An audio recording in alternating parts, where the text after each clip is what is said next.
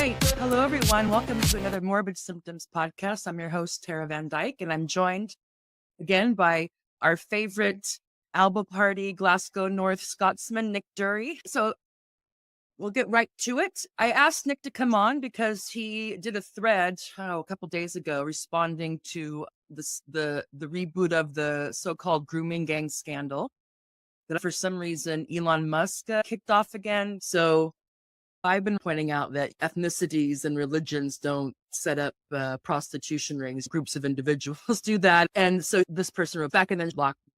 The incontrovertible facts are the origins and religion of the men who repeatedly rape and brutalize white English girls. Again, rape and brutalize, not talking about the prostitution.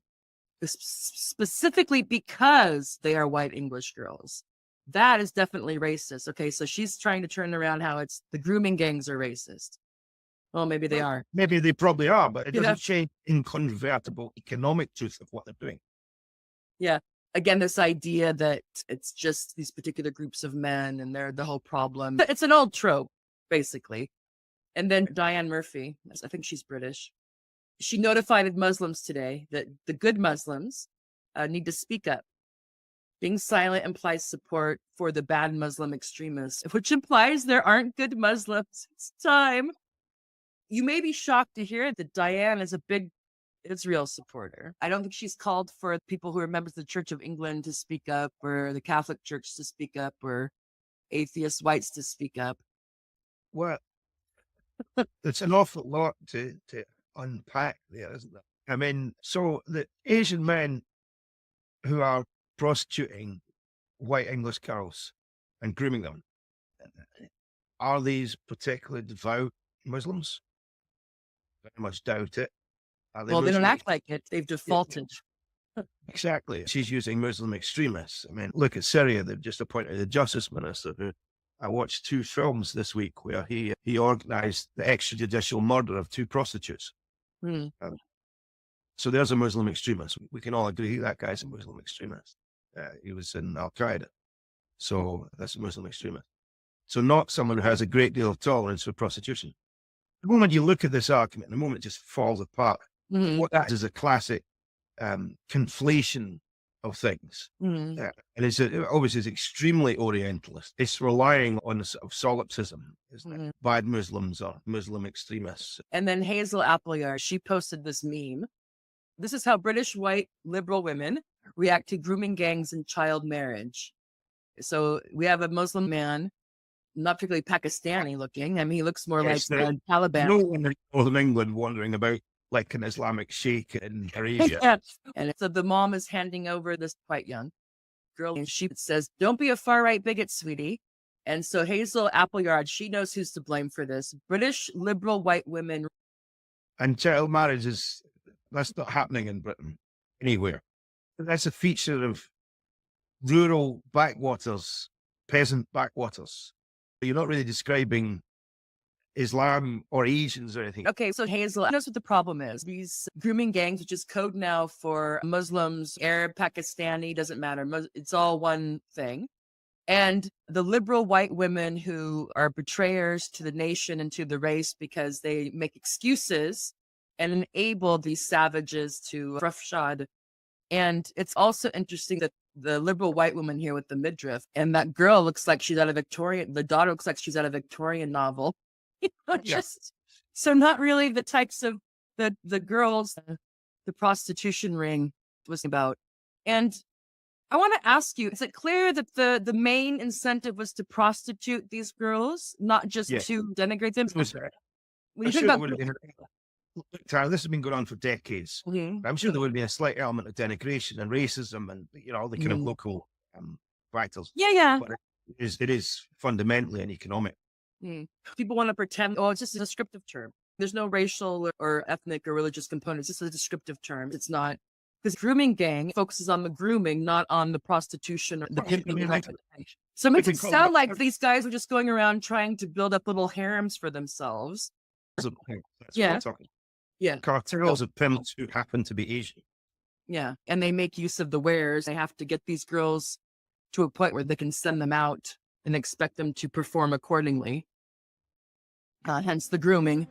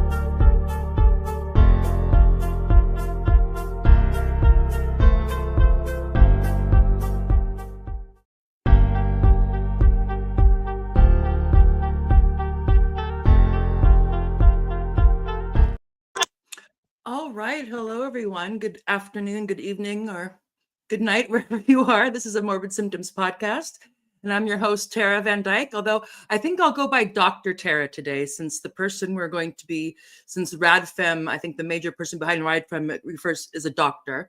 So I might go by Dr. Tara today. Not MD, people, PhD. So I can't help you with medical ailments. Laura, how are you? Not bad. Should I turn my screen this way? I don't know. Whatever you want. Well, that's not better. Okay, never mind. Yeah, if you want to be, it's okay. If you want to be a bit, I mean, it is what it is. The sound is good though. So anyway, yeah, I figured out how to use a mic. Yeah, because we've had, it seems like one thing or the other on my end or your end when we try to do this. Anyway, people don't care about that. We are here to dispatch with REDFEM's kind of what I think of a kind of a, I don't know, maybe like a bargain basement clash of civilizations take on the grooming gangs. But basically, we're going to focus today on. They did this podcast. Oh, I think it dropped on January 5th. I'm not sure. And this is the first. And I just all out on the table. I don't know Jen at all. I mean, I know her from Turf Twitter. It's the first REDFEM podcast I listened to, and I have to say, I expected more, but that's neither here nor there. So this is the first one I've listened to. I don't know anything about them besides the fact that I think they're based in the UK. Or no, what the other lady on the REDFEM podcast, I think she kept on saying Canada, so maybe she tunes in from Canada. But anyway, I'm just mentioning that because I have no personal interaction with these two ladies. So this is not some sort of pretense to kind of, to just lob crap at them for the fun of it. I think it's a very important issue. And I actually think that their approach is dangerous. I don't think it's helpful at all. And if it was, I mean, and I'm not one to say, oh, if something is going to be problematic, we shouldn't talk about it, even if it's true. If it's true, fine. Let the truth out. It's fine. We'll figure it out. But people can make up their own mind. So today we're looking at, they would say it's cultural analysis, and they were very proud of themselves. They're like, look, everyone on the left is afraid to do what they call a cultural analysis, but not REDFEM. They're bold, brave ladies, and they were going to do this cultural analysis. And I think it's kind of cultural determinism, but again, we'll get into that. So we're going to break down their podcast on this issue, which they seem to think is beyond reproach. And we're going to ask, does this really even qualify as, is it even up to the standard to be considered a cultural analysis? And there are certain standards that we can apply. Or is it just kind of thinly veiled cultural determinism, which is basically a tautology? I found that if I were to say, like, hey, what did I learn about this issue from their podcast, would be like, well, why were so many of the grooming gangs Pakistani? It would be, well, because they're Pakistani. So it's just a tautological argument that doesn't really explain anything and takes their premises as a given as other things. But anyway, before we get into that, Laura, what was your first reaction when you, before we get into the specifics, what was your general take on REDFEM's cultural analysis of the grooming gang issue in the UK? I think it's quite lazy. I don't know what the standards would be necessarily for adequate cultural analysis, but that's why I'm the doctor. Don't worry about that. Yeah, and I want to say that if they hadn't touted this as such a top shelf cultural analysis, yeah, I certainly doctor, whatever, then it would be a bit pretentious of me to, bring Stuart Hall into it. So don't worry about that. That's my end. Just give us your take. Yeah, I didn't learn anything about Pakistani culture. I didn't learn anything about the nature of immigration or like ghetto cultures in North England towns. I didn't learn anything particularly, I think, about how Islam encourages young men to engage in predatory or grooming behavior. So I don't think they particularly evidenced that very strongly. Like you say, it was a very circular argument. Oh well, this is what's going on. But yeah, like you say, like I had broadly seen Jen and Hannah as people who were, you know, last bastions of feminist left, you know, that people that were trying to hold out and have a voice in this sort of gender critical movement or whatever you want to call it, that had been really outspoken on the gender identity issue, but who were also very firmly trying to root themselves in a Marxist feminist tradition, in opposition to, you know, the pipeline to the right stuff that we've been seeing. And yeah, I wasn't paying attention at all, was I? Because yeah, I don't know. Because like I said, I this is the first podcast of theirs I listened to. I'd been meaning to, you know, because I'm like, oh, REDFEM, okay, for the same thing. But and I just started seeing some pushback on this, and I was like, what's going on? And then, yeah, go ahead. Sorry. I'd listened to them a bit before, like a while ago, like, you know, a year or year and a half ago. I'm not sure when they started. Maybe they've been going for a few years now. Anyway, and I remember it being a lot of sort of bitching about the SWP, which, you know, we can all enjoy, and thinking like, oh, you know, this is very familiar kind of thing. I didn't stay an avid listener, but then when October 7th happened, I tuned in a bit, thinking, right, you know, maybe these women will have something to say about, you know, how Western feminists have been utterly suckered in by this Zionist propaganda, the atrocity propaganda stuff, that here we are a year and a bit later, and we know that was a huge hoax. But at the time, you know, like the calls for, you know, for these people to be wiped out, exterminated, for like, there was a lot of sort of bloodthirst suddenly coming out of Western feminism. And I was thinking, okay, maybe these women, because it's in the title, you know, and they've got your one with the red bandana. And I'm like, you know, and I thought they might have something to say about that. And when they didn't, I remember they'd tweeted something out, and I had a bit of a go, and I retweeted it, saying, I retweeted one of their podcasts saying, if they're not going to talk about Gaza, I just don't care, or something like that. And Jen wrote back, well, I've got a screenshot it anyway, but something like, what on earth does Zionism, yeah, I remember that. Yeah, what does Zionism have to do with the GC? Oh yeah, I wondered how Zionism as a subject could possibly relate to the GC movement. And then there's this sort of like, you know, both sides isn't kind of stuff. And I said, is the podcast not explicitly anti-capitalist and anti-imperialist, or have I misinterpreted the name? And she said, the podcast is hosted by two individuals who are anti-imperialist and Marxists, but those are not the only valuable frames to look at every issue in the world. We do not only apply those frames. Frames is like lens. You know, you're always hearing this. Oh, yes. You've got a podcast. Well, at the time I had a podcast. If you want to use frames. Oh, no, here we go. I poached Laura from her own podcast. As a lens, you can. So now I can use those frames as a lens. But this intersectional lens that we're also apply to everything. And the problem is it intersects with everything except class. It always ends up being, like you suppose that you call it, all ABC, everything but all but anything class. But class. Anything but class. And it reminded me of when we got kicked out of that tenants union, right? When we got kicked out of living rent, all these people came out the woodwork because a working class woman who had, you know, given up her time and had actually been elected to the board of this organization, had said some turfy things online on her private Facebook, and so she had to get kicked out. And somebody posted up, can you please let us know that this person will have their membership revoked, and anyone else who expresses transphobic views.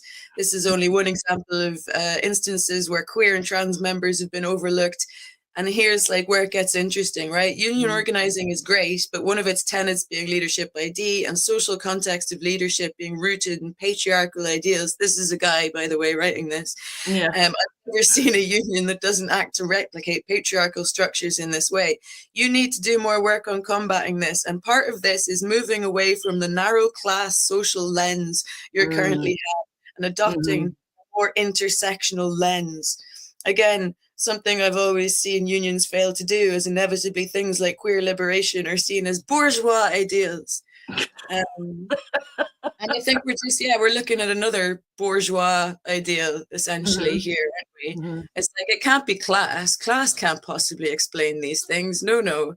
It must be that the evil Muslims have come from the sexist parts of Pakistan, and they're particular. Well, they have some accoutrements of. I mean, one of them kept on saying contradiction, but in a weird way. I think she was talking about the contradiction between the lovely liberal West and the backward medieval, everything you can possibly imagine from rural Pakistan, which apparently is, like, whatever.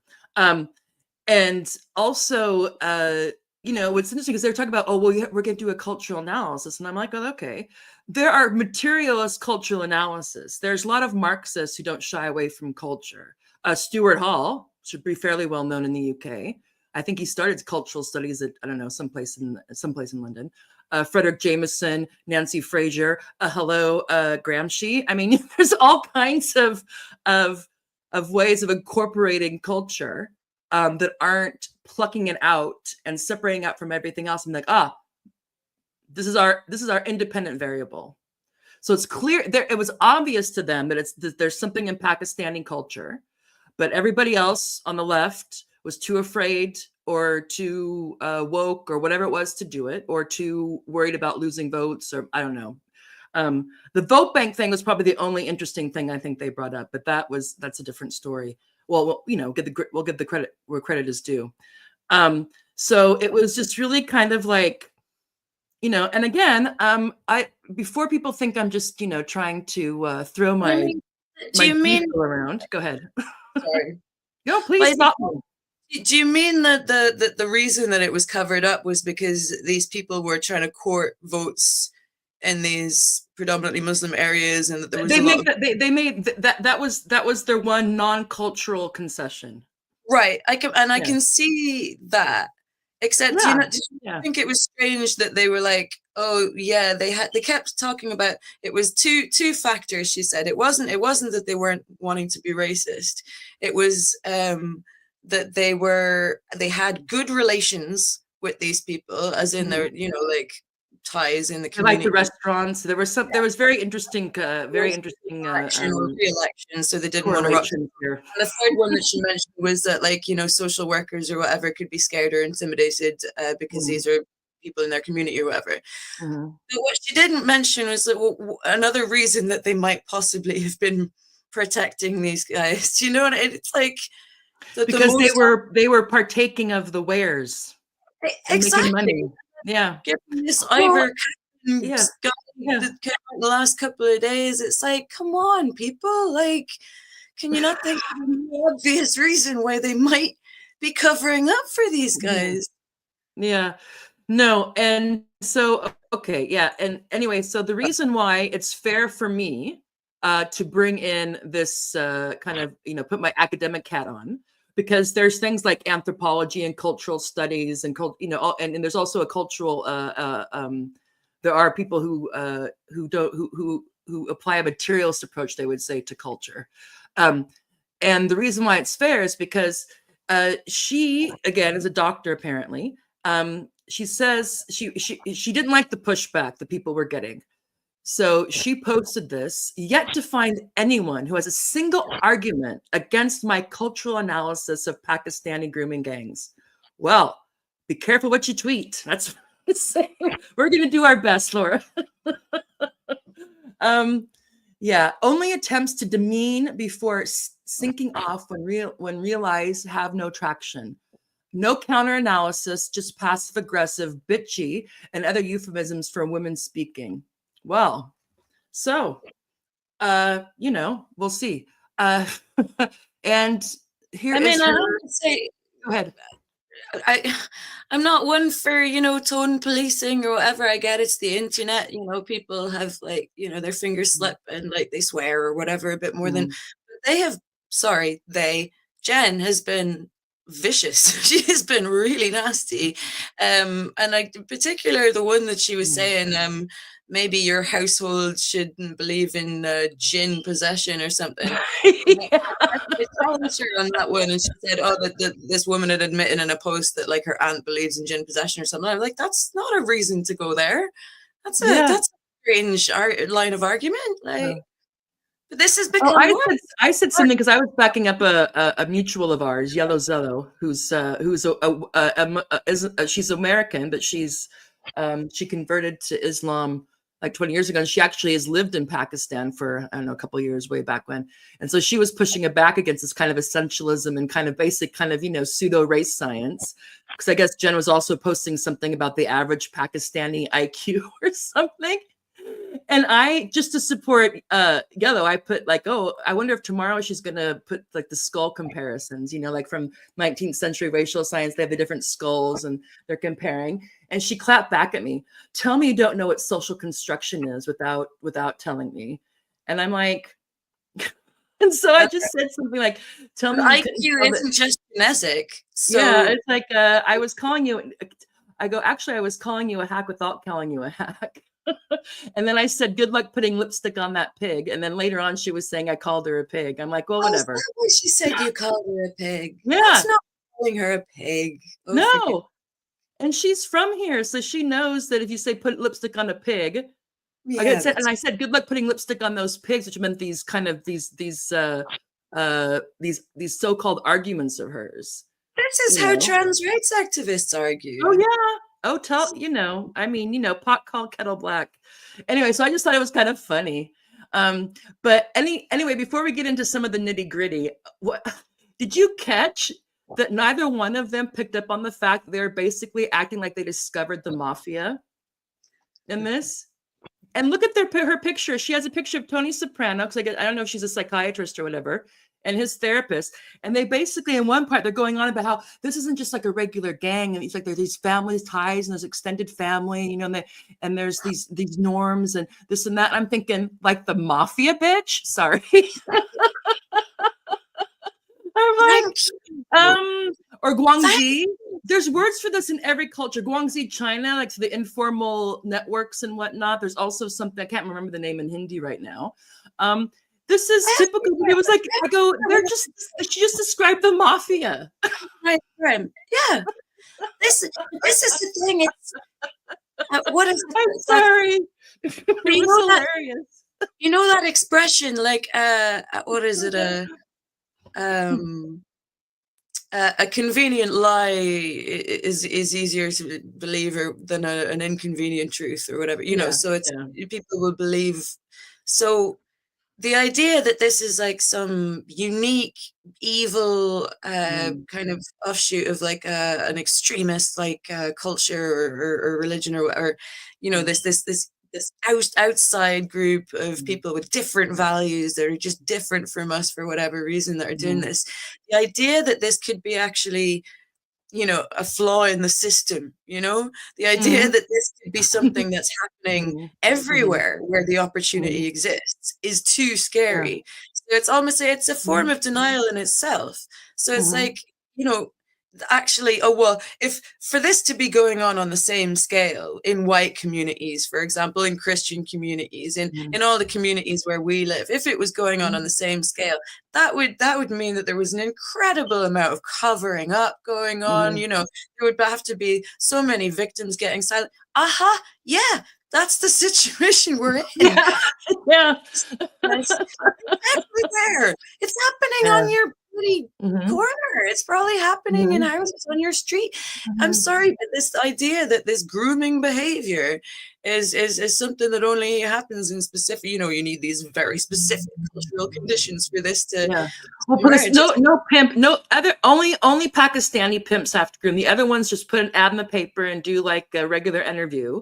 There's no grooming involved, and there also isn't, older women who've been prostituted younger first helping to recruit, none of that. And this is why I was really confused. And I asked Nick as well. I go, okay, because they talk about, I understand how when it's an underage girl, they would rather not use the word prostituted or sex trafficked.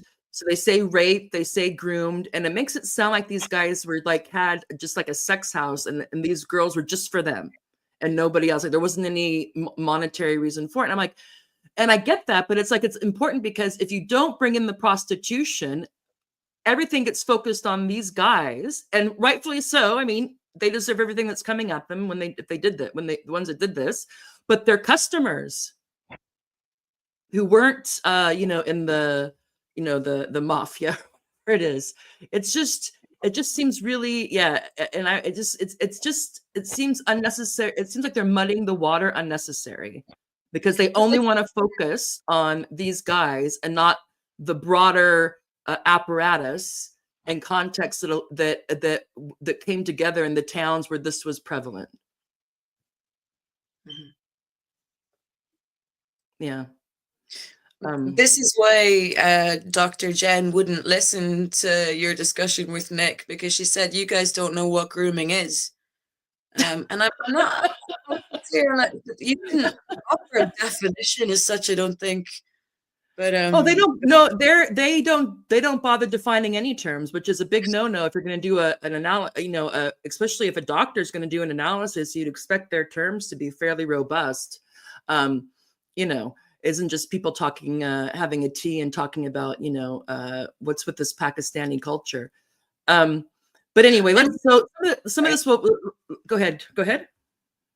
Well, I did have a thought earlier listening that Hannah gets particularly emotional towards the end, and fair enough, but she particularly at the denial by the left as she sees it.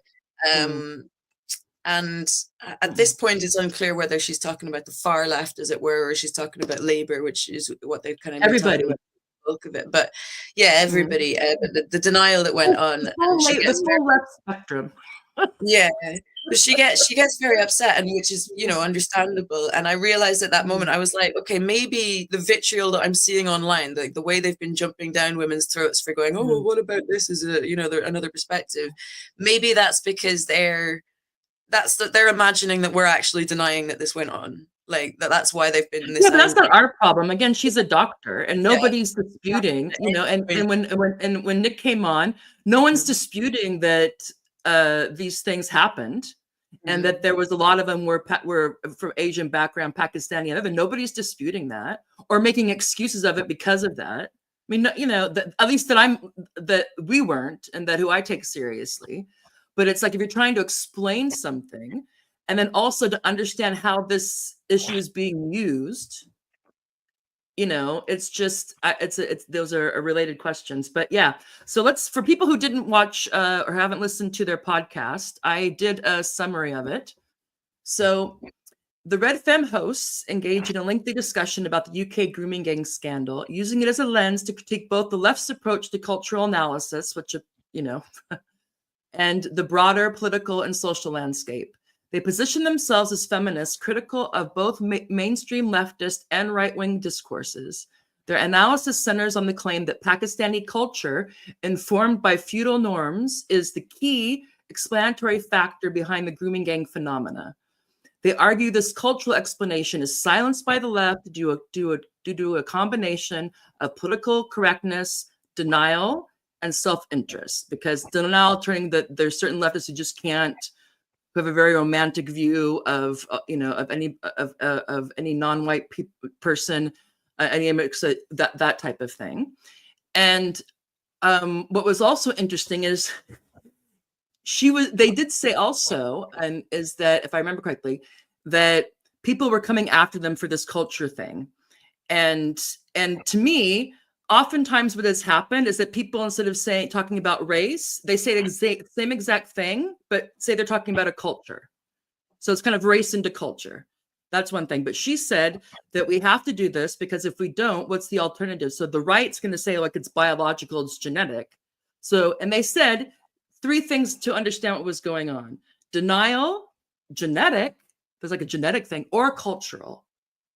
But I was like, oh, not the class, not the political economy, not the institutional failure, not the people who are implicated, not how these groups of girls in these particular cities were kind of throw away and just kind of left to languish as long as it was contained. No, it's just that it's either either have to know why these Pakistanis were doing this, this behavior, and either the left has to be bold and focus on the cultural incompatibilities of this illiberal, feudal, backward, whatever, with our liberal norms and values, or they'll cede ground and the right will win with their kind of just more vulgar, less culturalized, racist argument. was how I kind of saw what they were upset with, how they were kind of tooting their own horn. And so, yeah. And so again, to talk about the tone and the approach, I mean, I found it was kind of combative, very self-assured, very dismissive of opposing perspectives. And of course, like you said, they expressed their frustration as what they saw as the left is incompetent, it's hypocrisy, the cowards. And they really framed themselves as this quote unquote cultural analysis that they were going to share with us.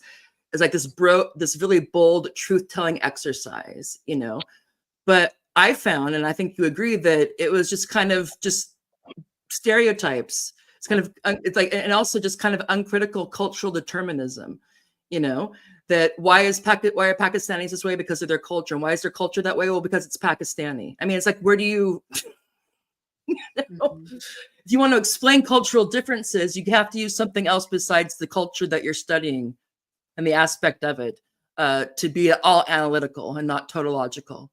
And again, they failed to integrate. They pluck it out as if how whatever norms they want to find and ascribe to Pakistanis, whether they come from religion or from whatever, those abstract norms, of course, get particularized in different ways. Not everybody does that, So they also just kind of like, finding these norms that they've plucked out. I don't know if they pluck up the Quran or what they saw in the news or what they saw somebody doing, and then generalize that not just to these guys, but to Pakistani culture.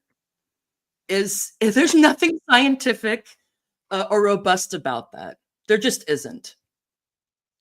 No matter how passionate they feel about it, it's just not sound. In that case, but do you want to say something before we move on to this? There was quite a lot of cultural determinism. I don't want to be nitpicky, right? Mm-hmm. But if that's what we're here for, yo. We didn't decide to listen to this thing again, right? So I could draw a little map, right? Because the whole conversation that they had, learned quite a lot about. Okay, so you've got Pakistan, and you've got the cities in Pakistan, which is where the modern people live, and then you've got rural feudal Pakistan, which is 100 years behind the cities. More than that, I mean, And then as we edge further west, I think people get more civilized, right? So you've got what is it? You've got the south of Europe, where you have, and this is another thing that Jen has a tendency to do, is that she she'll be talking about a material reality, I think, and this is a problem with the lack of materialism. I think it's like she's become ungrounded. She's just like floating off like a balloon. So she's like, she'll start talking about something that's real, and then she'll shift and start talking about people's perceptions of a thing as if that's the same thing.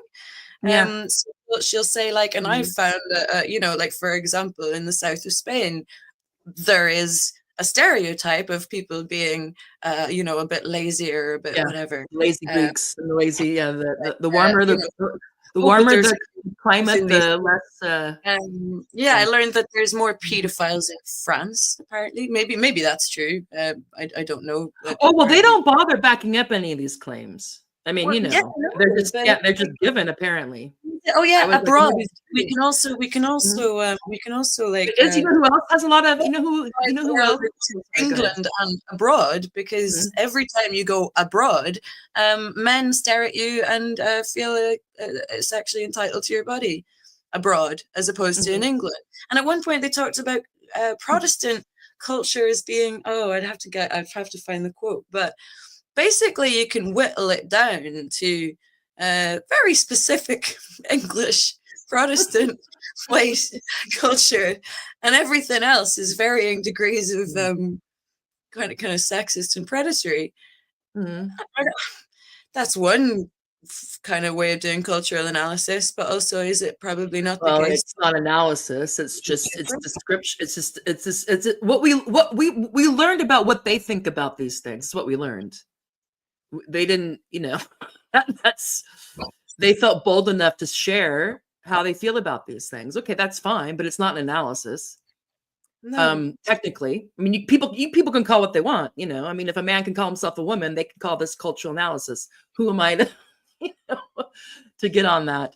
But yeah, I mean, I think that, and it's kind of yeah. So we'll Well, get into America it. is good. I remembered these other ones.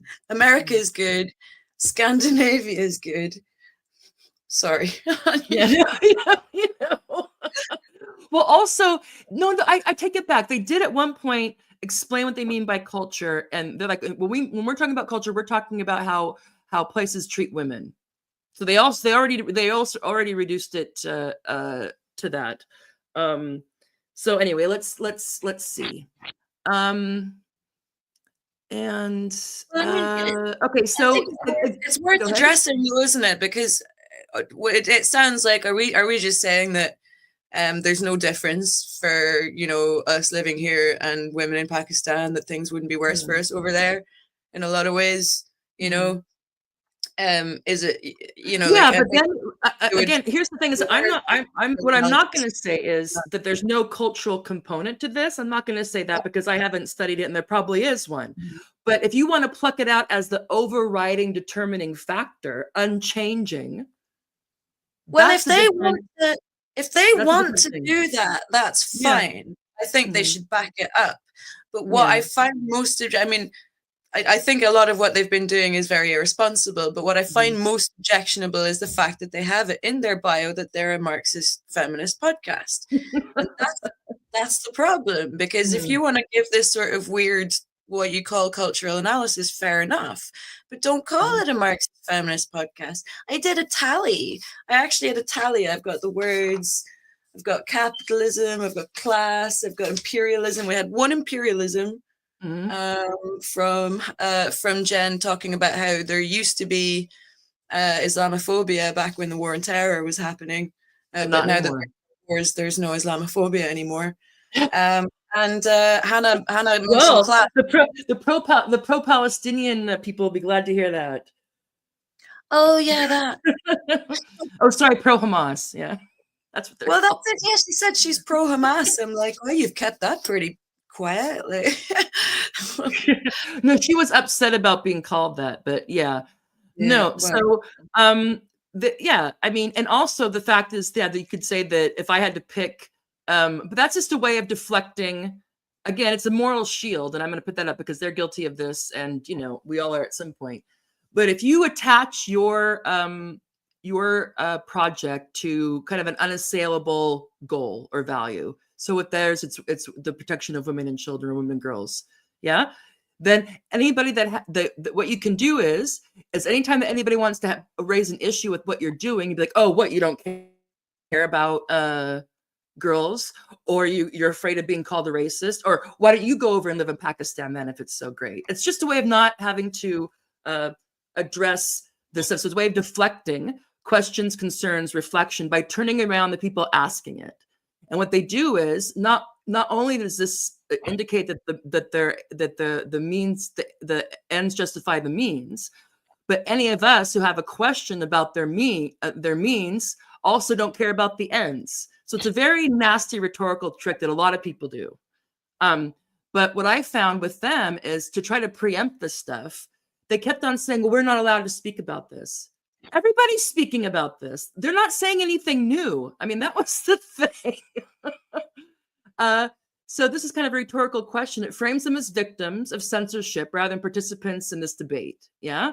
We'll get called, they said, we'll get called racist, but we're just pointing out the cultural factors. Like, these are cultural facts. Okay. Not their idea or what they think or what believe based on whatever, because we don't know what they're drawing from. And they use this as a justification of their cultural determinism, saying that the reason why these Pakistani men were involved was because they were Pakistani. Case closed. We have to deal with this. We have to deal with it, people. Okay, left, you got to deal with it. Can't hide from it. That's the contradiction. They haven't offered any solutions yet, though. Have you noticed? So they're like, we must talk about this. We have to talk about this. We need to acknowledge it. This is very important. But they're not saying what we need to do to deal with it. But they did say at the end of the podcast that they were going to do more about Islamophobia and about immigration in the coming weeks. So can we expect them to start coming out with like immigrant? Because at one point, Jen said something was bad because it fed into anti-immigration narrative. So I was thinking, all right, okay, so you think an anti-immigration narrative is a bad thing. So what is what do they want to happen here? If it's true, right? Okay, that it's... Maybe she wants that IQ test. I mean, I don't know how. Well, yeah. Well, we don't want those backwoods. We don't want those backwoods rural Pakistanis. But I mean, immediately, top shelf Islamabad. That's the name of the. Yeah, they can come if they have. They're good at technology or AI work, because that's what it's going to save the UK now. I'm sorry. Go ahead. But immediately you had a woman come on under that article and said, well, look, my brother's got learning difficulties or cognitive impairment, and he knows not to be a predator. Well, I mean, here's the thing: is that they would have to, if they want to say that X is an independent variable, then we should see this behavior across the board. How can they account for the geographical differences? How can they account for the class differences if this is the overriding factor? Again, if it was an actual analysis by somebody who had any idea or hadn't forgotten how you actually structure, like what the characteristics are of a kind of a social or cultural analysis, this is just, this is, again, lipstick on a pig. And I'm not calling her that. I'm calling this cultural analysis that, just to be clear. But there's there's a grain of truth in what they're saying, in that the left did become just this, everybody canceling each other, everybody looking for an opportunity to one up each other. Language became so. But that has nothing to do with Pakistani culture, is what I'm saying. Oh no, absolutely not. But I know I agree with you that it got that a lot of people on the left were like, you can't say anything negative about certain groups of people. Absolutely. But the point is there that it's like, for me, for example, growing up in Belgium, you had the street harassment issue, right? And a lot of that came from sort of North African men, or young men. And you couldn't really talk about that on the left because it was like an uncomfortable subject. And it was funny in a way. It was something that guys would joke about because they'd come up and they'd like feel you up or say something, and then you'd be like, fuck off. And then they'd be like, oh, you big racist. And it was like, like it was, like a joke. But it was one of those things where it was frustrating because it's like, oh, well, they don't want to talk about it because they're like, oh, that sounds like it might conflict with Marxism. And you're like, no, it doesn't conflict with Marxism. This is absolutely something that we can incorporate into our worldview. It's conflict at all. They're like, oh, no, it looks like it might conflict. Let's not talk about it. And the reason they don't talk about it is because it doesn't affect them. It affects teenage girls. They're the ones getting harassed, so they don't care. So there is a lot of truth in this. It is stuff that the left failed to talk about, and in Britain, the left is particularly, I think, squeamish about talking about cultural difference, because it's an island. We live on an island, and once you arrive on this island, you're supposed to become British. Everything about you has to be British. And if anyone ever asks you if you're from somewhere else, they're insulting you.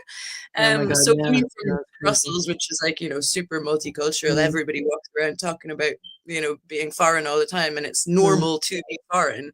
In the UK, it was always like, you talk about integration in the UK, it was always like it was a bad thing. Whereas and I lived there for 20 years, but like I remember going on massive demonstrations in Belgium about naturalization, which is kind of the same thing. It just means having the same rights, you know?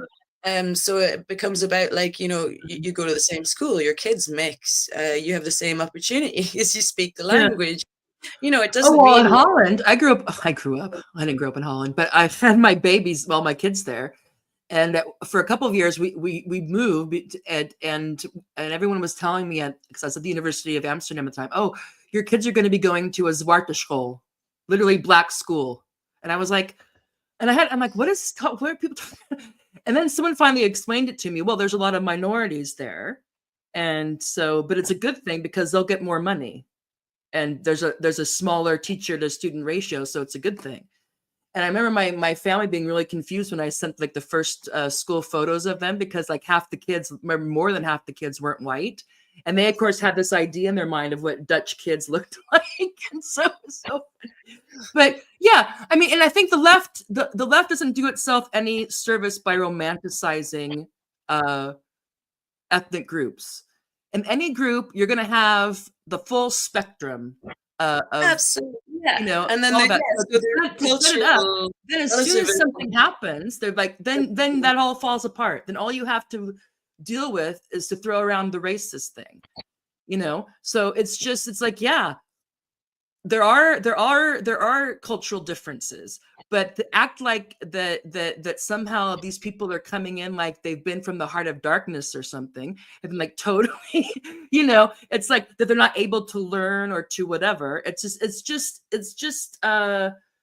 yeah, it doesn't explain anything. This is an imported culture rather than a culture that emerges out of a specific kind of situation. Because that was what I found in Belgium as well, was that like, okay, you have this minority of, North African guys that are harassing girls or whatever. They are a minority, you know that from experience, because you meet all these people all the time with Muslim families and Muslim backgrounds that aren't behaving like that. But I still had this element of prejudice, and the way I saw it was that these are guys that are marginalized in society, and they're taking it out on someone more vulnerable than them, right? So they're getting a whole load of racism, they're taking it out on these girls, and maybe there's that element of like, oh, these are Western sluts and that kind of thing as well. But even so, right, having kind of thought about it that way, when I went to Egypt, I expected to get stared at. I expected that, I was waiting for that. I was kind of primed for it. And that's not the culture at all. They don't have a culture of hanging around staring at girls and grabbing them and saying sexually explicit things to them in the street. They get beaten up for it. That's absolutely, and I'm not saying, that horrible things and abuse doesn't go on, but I'm saying that there isn't a culture of street harassment there in the way that, so it's young men that are marginalized in whatever. Sorry, I need to get rid of this dog. 2 seconds. Martha, can you Martha. Anyway, well, she's checking on Martha. Oh, she's already back. Yeah. Sorry. Well, even that, I would say that it would be a factor. So to say that men only act this way because of marginalization, I'm not saying you're exactly saying that. It's something you need to look at, because we don't know. So you see it like, okay, well, they're doing this. What do these people who are doing this behavior have in common? Is there a generational thing, or people like tending to like stay, to stay acting this way? I didn't mean to do it all the time, or only when they're out with their guys and they're marginalized. That's show not off what I for meant. each other. Because my thing is that this behavior, whether it be what do we want to call it, like street harassment, up all the way to grooming underage girls for their own satisfaction and to sex traffic out to whatever. Yeah, there's going to be quite a bit of variance within and between areas, and to get at why that is it, and just to say, well, there's cultural differences and we just have to deal with that. It's like, well, we don't get very far with that. But that's not to say that there aren't, there aren't differences. I've lived in several places, and yeah, I mean, I've lived in, let's see, I've lived in China, I've lived in South Korea, I lived in Gaza, I've lived in India, I've lived in Holland and the UK and the United States. And I've spent quite a bit of time in Indonesia and Jordan and some other places around that. And so, yeah, I could go back and be like, okay, walking around on the street, because I was traveling around with girlfriends. And we're Western, we look at it, and everybody there sees at that time saw Baywatch and MTV. So there's this idea that, that the interaction with Western women is a bit different than, the neighbor or whatever. But even within that, there was quite a bit of difference in terms of where I was, what was going on. And so if I would just be like, oh, it's just Muslim, or it's just Indian, or it's just Dutch, it's just like, it doesn't get us very far. But I wanted to move on here about, again, the kind of the moral shielding.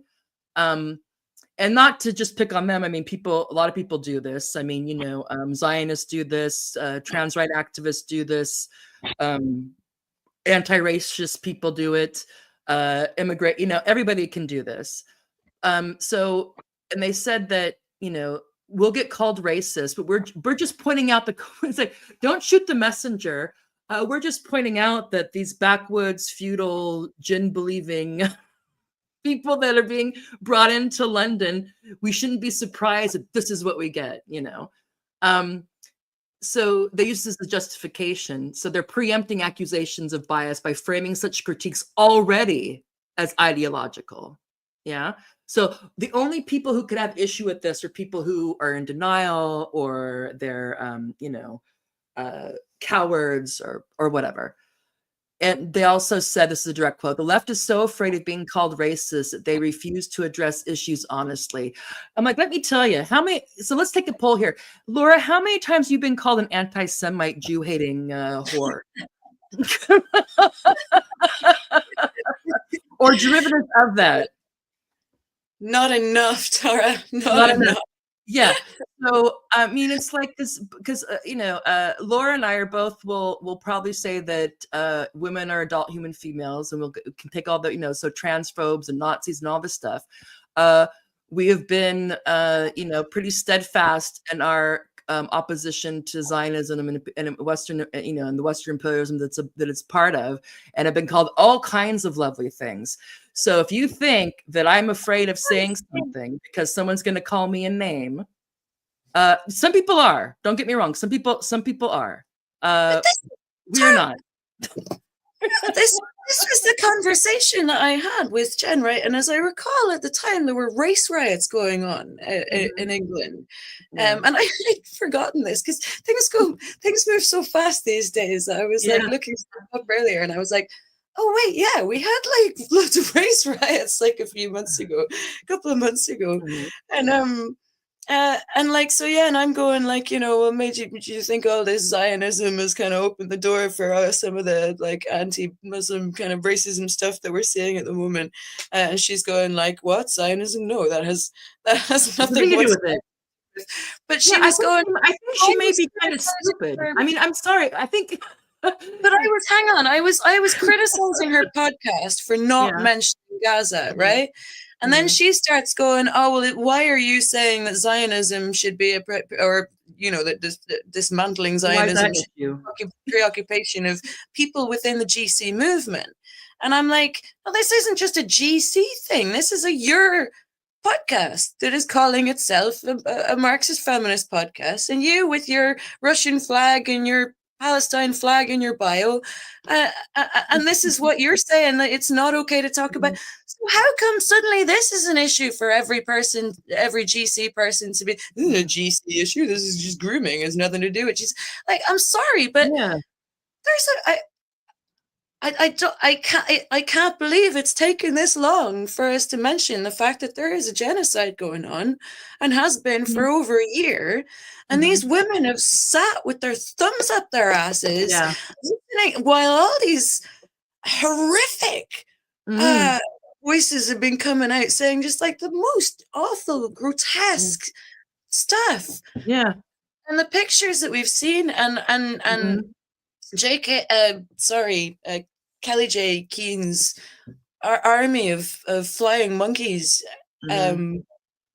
Psyophems, drawing people at certain genders, and so, like the language is beyond anything I ever remember seeing. Oh, it's you know, they sound like they took the IDF tour. The potted IDF tour and swallowed in a silo so any somewhere. women or children that gets killed, anything that happens, it's Hamas's fault. They're human shields. I mean, just the most craziest shit. Where is her comment on any of this? Silent. Yeah. So exactly, it's pretty hypocritical that grooming, which isn't a gender critical issue, that's fine for everyone to do it. But the women who want to have an issue with all these these women. Go ahead. Sorry. Go ahead.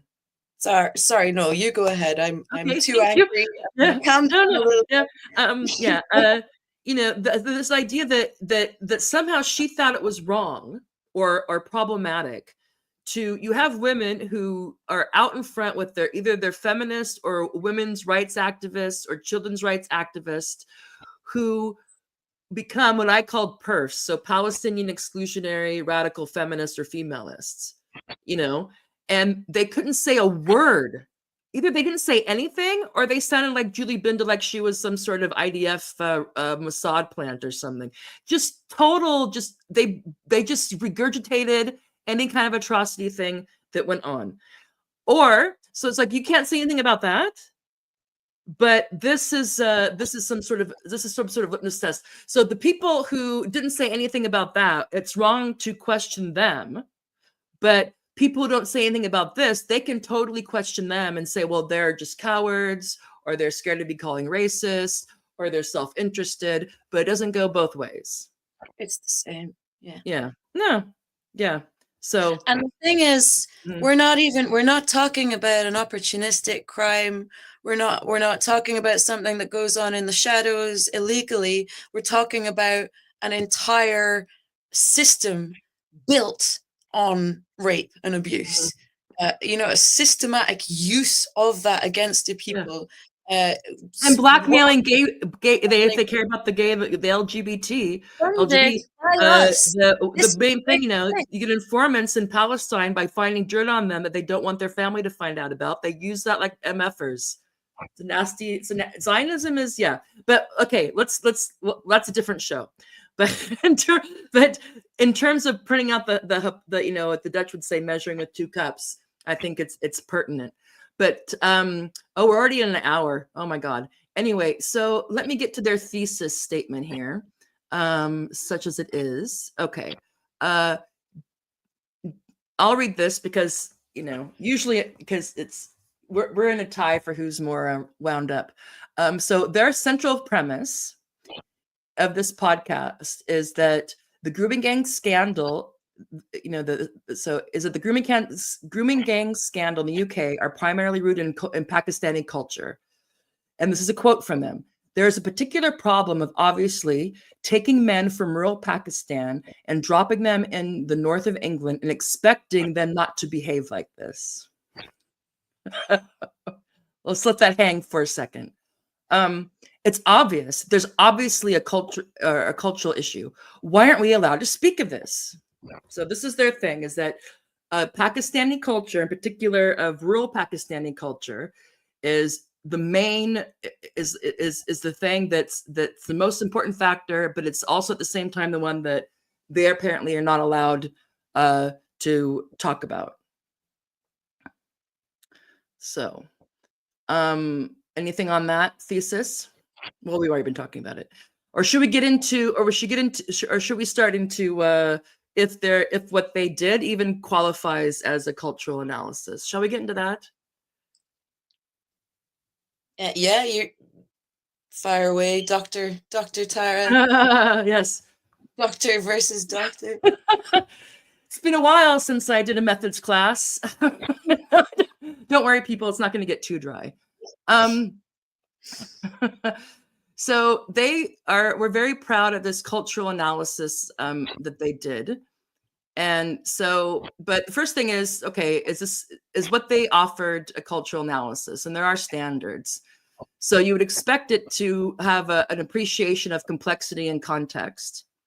So if they wanted to say that and also Pakistani culture is too big, you'd have to narrow that down a bit about what exactly of this rural Pakistani culture is a determining factor, or perhaps the determining factor in these in the Pakistani grooming gangs.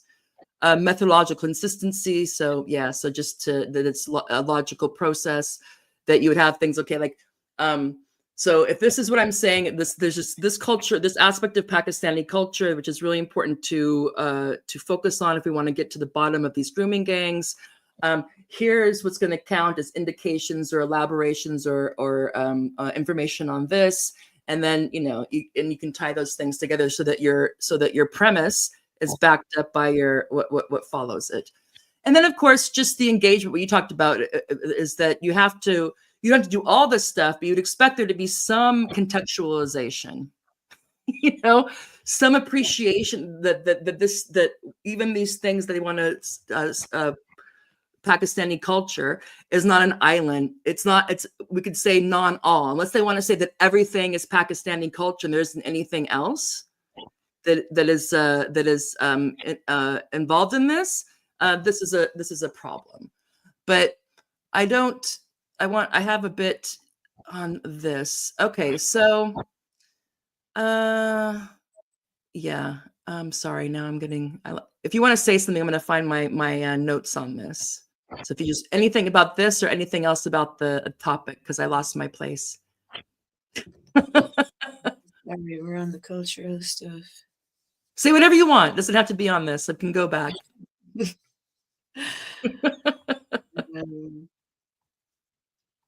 Well, I mean, I'm pleased to hear that the far right doesn't exist anymore. That's comforting. Yeah. Okay, I mean, this is the irresponsibility of what she's doing, and she talks about how she went from organizing demonstrations against the EDL back in 2000s. I was probably on some of those, and like how you go from someone who sees that there is some kind of point in putting yourself in between thugs that want to beat up Asian teenagers and smashing shop windows, and the targets of their anger, and that you want to show up and support a community in that way, which I don't think, which is only one aspect of like anti-racist campaigning, and you could say that whole thing failed because, well, we look at where we are now. How she went from that to somebody who's now saying, "Oh well, that's a problem that doesn't exist anymore." She's basically saying that they're right, that the right is right, but they want to attribute it to genetics and biology. Yeah, but it should be. But it's culture. It's not biology and genetics. It's culture. Right. It's your perspective has shifted, Jen. It's not that the far right aren't far right. It's that you've just kind of. And I'm sorry, maybe that's not helpful, just the labels, because we have had those labels thrown around so much. But my definition, all right, then, okay, would be, not anybody who goes, oh, I don't know, maybe we need some limits on immigration, or, oh, I think maybe sometimes cultural differences are like difficult to overcome, or like, I'm not going to dismiss anyone who ever says this, you have the discussion with them. But at the point where people are turning up at hotels where asylum seekers are staying and trying to set them on fire, like we saw in the Wirral last year, and this is not far from where these grooming gangs were operating, right? Or the same area, working class area, but you set up this ghetto hotel, and you basically, it's like hanging a big sign, flashing sign saying asylum seekers, and all the anger the local community gets directed at them. And Jen and put out this thing saying, what was it, 1 million white and Sikh girls sacrificed to these hordes of Sacrifice for the culture. Yeah. the kind of men who are just showing up at these hotels trying to set fire, not distinguishing. They're not distinguishing between Sikhs or Muslims or Christians or whatever. Well, I'm pretty sure they're not going to have their detailed map of Pakistan with the urban and rural areas. Be like, okay, so you over here, where's your village? And then you're one of the bad ones. Exactly. So they're not. She's saying, okay, the far right doesn't exist. So obviously that's why she's not worried about that backlash. But Jen, they do exist. They absolutely do exist. If you look at Ireland, this stuff is blowing up. There's been loads of hotels set fire to. They've tried to do it here in Scotland. We've got a group called Patriotic Alternative. And these are, I'm telling you, these are the far right. These are the organized. We are looking for a flashpoint where we can get in to a community and drum up some trouble. And they're sophisticated and they know what they're doing, and they're having more and more success. And I don't think it's just an English thing. It's worse in England, but it's happening in Scotland too. So I don't know where she's been. She's imagining that this isn't happening. Okay, so in terms of does this qualify as a cultural analysis?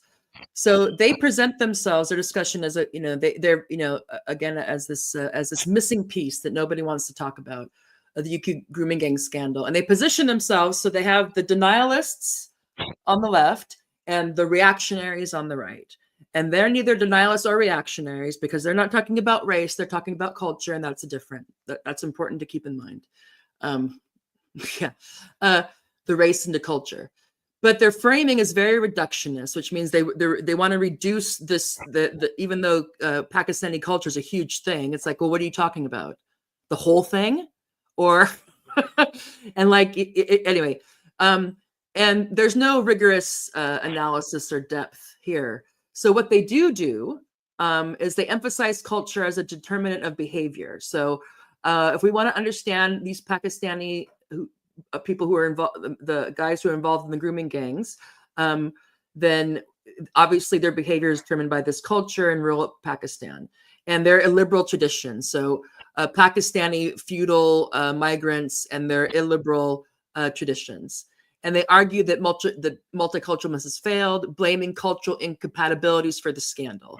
So if people hadn't been in such denial about certain cultures not being able to mix, we wouldn't have the problems that we did, but nobody was willing to have this honest conversation on the left for the variety of reasons. And their critiques of the left, I would agree with. The weight they want to give them on this issue is a different story that we talked about. And, they don't talk about any structural factors that Nick, I don't want to toot our own horn, but that Nick came on and went through authoritatively, I would say. So austerity, institutional corruption, the class dynamics, what did these towns that had these grooming gangs, what did they have in common besides a sizable Asian population? Or was this also happening on, Notting Hill and, other places? So, what they miss, again, in terms of the complexity, which I know that word gets thrown around a lot, and I'll try to say what I mean. They kind of have this idea. Also, there's this thing called Pakistani culture, and they do acknowledge that there's a rural city divide. That's nice of them, but that it's essentialist, it's static, and it doesn't change. It's just that's it. And they isolate the Pakistani culture as like a singular backward entity, ignoring the fact that there's internal differences, regional differences, all kinds of differences, and that's they just apparently they can just read off a map. Rural, bad, urban, possibly assimilatable into this fantastic liberal culture that we got going on here. Yeah. And also the interplay, again, we talked about that for feminist Marxists, there's no political economy, there's no material analysis at all. And so they don't, again, and Nick talked about this a lot, like, deindustrialization, austerity, these grooming gangs knew who to target. And what made these girls vulnerable wasn't Pakistani culture.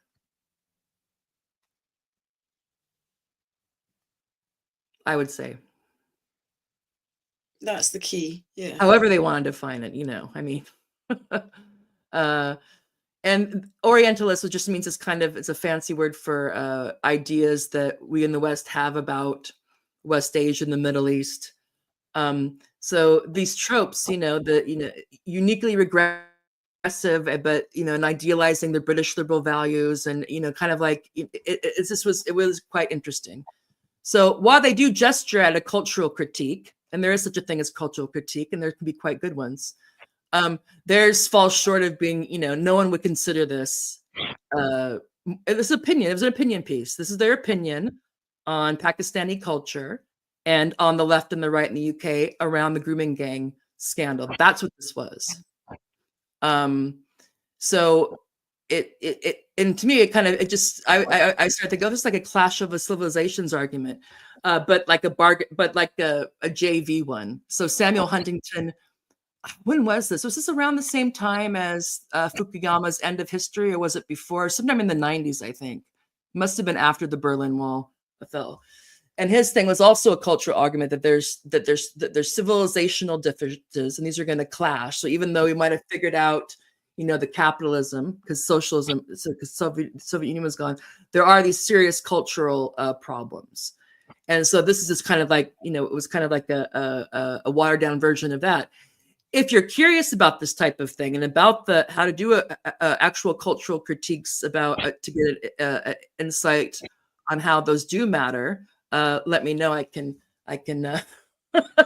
recommend some to you, but I don't want to get too nerdy.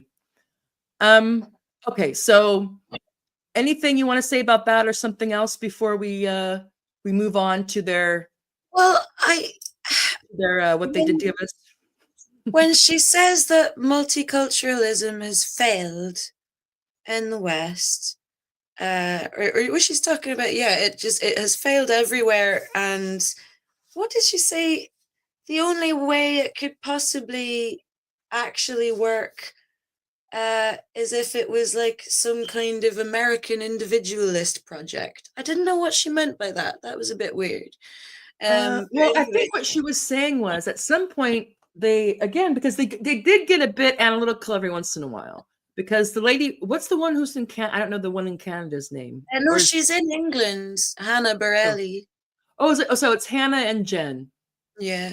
Okay. Anyway, or Dr. Jen, I don't know. Anyway, is that they want to make a point. It's like, you don't have this. Like, Muslims don't do, like, again, Muslims, like all of the Muslims in Canada are just one monolith. But they were saying, well, Muslims in Canada, you don't have this problem. Muslims in the US, you don't have this problem. Muslims here, you don't. But in the UK somehow, and then I think I don't know if they're trying to attribute that to the geographical origin of some of these people, but they were trying to, and that would actually be an interesting question.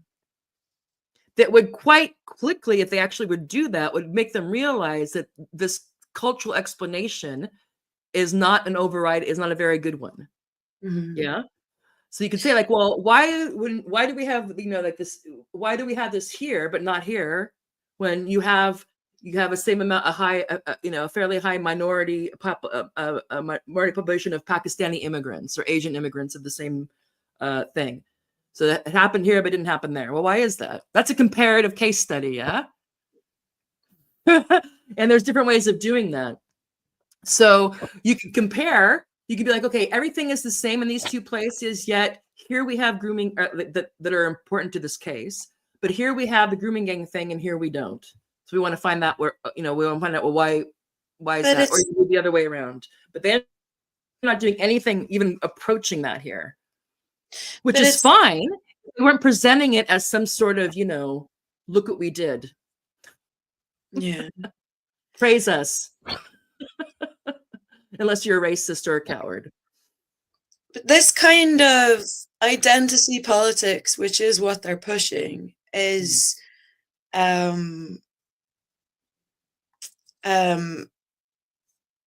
it's sorry, like this idea that multicultural. So it's not just multiculturalism that has failed. It seems like everything is doomed according to these people. There's a real nihilism about all of it. So multiculturalism is doomed, but these are people who are activists, right? So they came out. Their background is that they used to do stuff, and then presumably, and I know that I met Hannah very briefly at a Let Women Speak thing when Posey Parker came to Glasgow like a couple of years ago. That's a whole other story, obviously. Before you were out as an anti-Semite. Before I realized Islamist apologist, terrorist apologist, anti-Semite. They didn't know they were in the midst of such evil. Sorry, Laura. My point is that these people are activists. Well, they were active at some point. So if they're talking about, and I'm not saying there isn't value in whatever they're doing, this like, oh, let's just talk about cultural stuff because someone needs to do it. But ultimately, if you're an activist, like, what do you want to see happen? What do you want? What are your solutions for any of this, right? And they don't have any solutions as far as I can tell. Maybe they build a big, beautiful wall and mass deportations. Well, I mean, that's the logical conclusion of this kind of thinking, isn't it? And also, if they're going to go around saying everybody needs to lay off Tommy Robinson, etc., and Elon's standing up for, isn't it great that West Streeting is inviting him over to sort out our Asians? And I mean, it's all about. But they say that there's no socialist project. There's no project for the left. There's no future for the left. There's nothing. The left has nothing to offer. And I can see.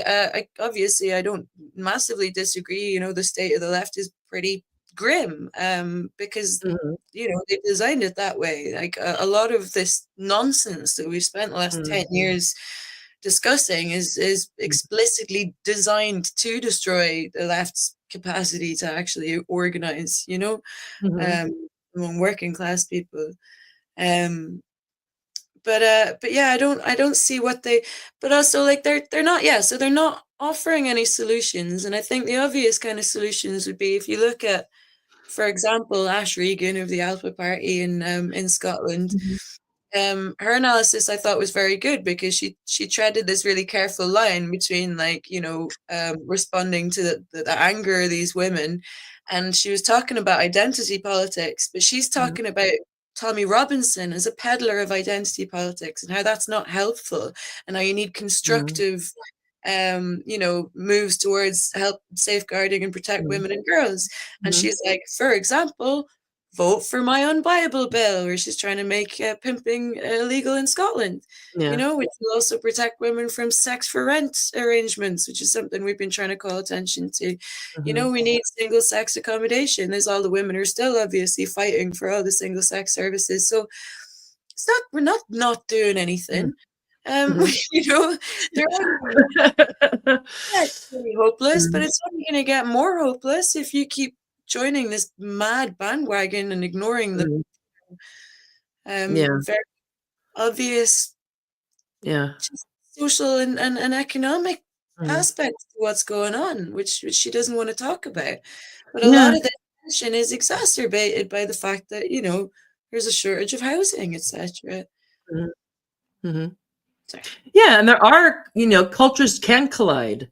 There can be racial resentment. All this stuff is not untrue. But to kind of want to bring an intervening factor or another outcome, another consequence as the cause gets kind of problematic. But they start off with, again, to put my doctor hat on, because they're saying it's as a Dr. Jen and Hannah's critical, their cultural analysis that is missing on the left.